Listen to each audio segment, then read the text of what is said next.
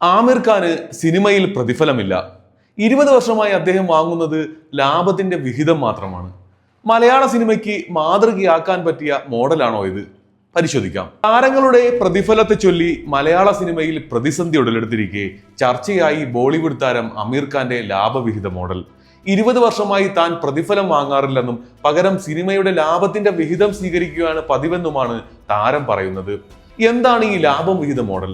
Super താര സിനിമയുടെ ആകെ ചെലവിന്റെ 40% വരെ താരങ്ങളുടെ പ്രതിഫലത്തിന് വേണ്ടി ചെലവിടാറുണ്ടെന്നാണ് നിർമ്മാതാക്കൾ പറയുന്നത്. ഇത് സിനിമയുടെ ആകെ ബജറ്റ് വർദ്ധിപ്പിക്കുകയും നിർമ്മാതാവിന്റെ സാമ്പത്തിക ഭാരം കൂട്ടുകയും ചെയ്യും. താരങ്ങൾ പ്രതിഫലം വാങ്ങാതെ ലാഭത്തിൽ നിന്നുള്ള വിഹിതം കൈപ്പറ്റാമെന്ന കരാറിലെത്തിയാൽ സിനിമയുടെ ബജറ്റ് ഗണ്യമായി കുറയ്ക്കാൻ സഹായിക്കും. സിനിമയുടെ വിജയത്തിനായി താരങ്ങളും ആത്മാർത്ഥമായി പരിശ്രമിക്കുമെന്നും നിർമ്മാതാക്കൾ കരുതുന്നു. പക്ഷേ മലയാളത്തിൽ ഇങ്ങനെയൊരു മോഡൽ ഇല്ല.